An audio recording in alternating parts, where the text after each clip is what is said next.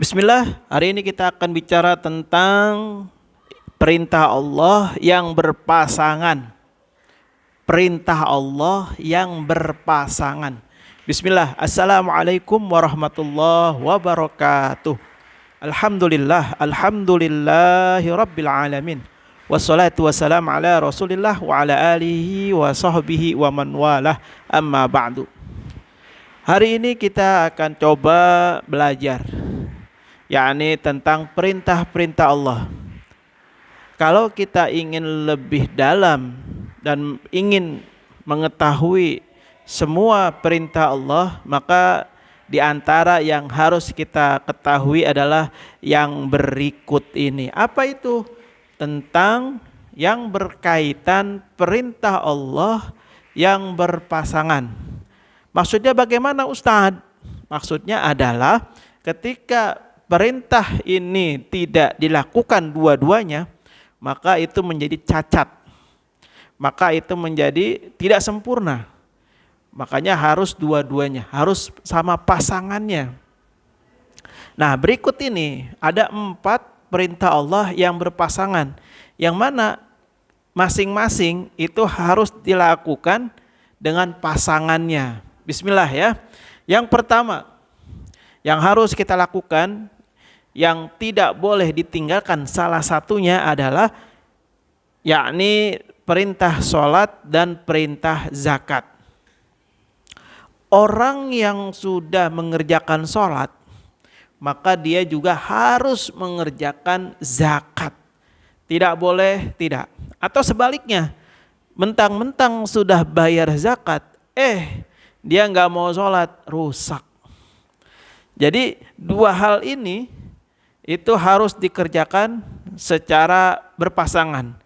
Setelah mengerjakan sholat juga harus berzakat. Tentu zakat di sini memiliki makna yang luas. Ada syarat dan ketentuan. Jadi jangan dianggap zakat tuh nggak penting.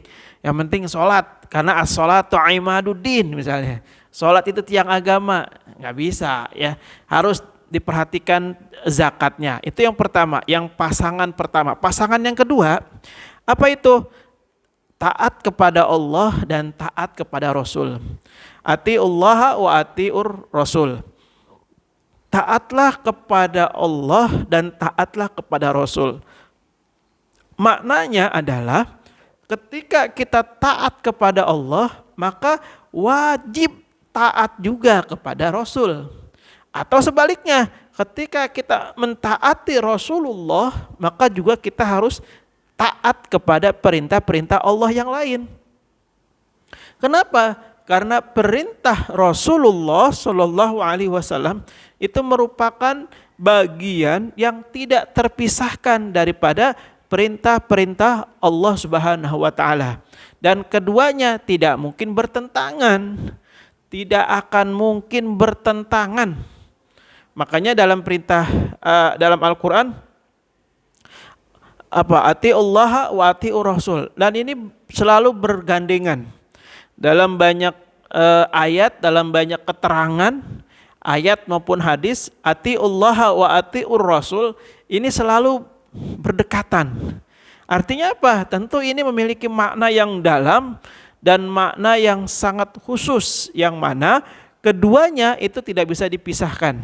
Ya, jadi itu pasangan yang kedua. Pasangan yang ketiga yang merupakan perintah Allah yang berpasangan adalah taat kepada Allah dan berbakti kepada orang tua.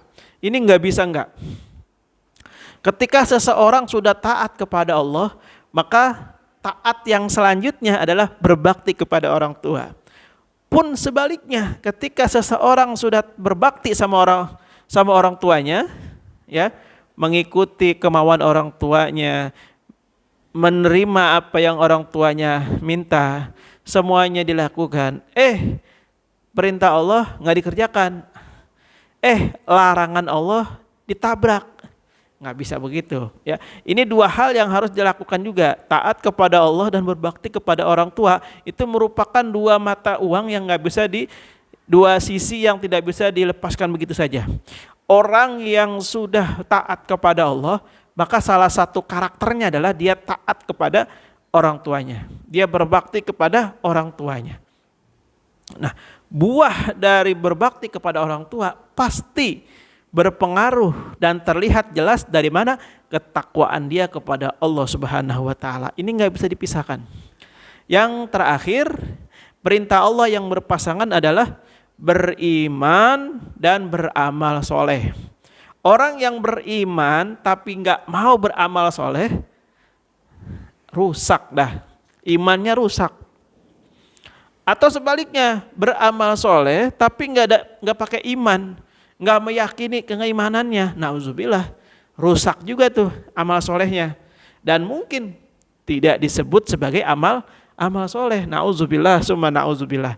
Nah, itulah 4 hal perintah Allah yang memiliki pasangan-pasangan, yang mana ketika kita mengerjakan maka tidak boleh meninggalkan pasangan yang satunya lagi. Demikian, Allahu a'lam bishawab. Hadanallahu wa iyyakum ajmain. Assalamualaikum warahmatullahi wabarakatuh.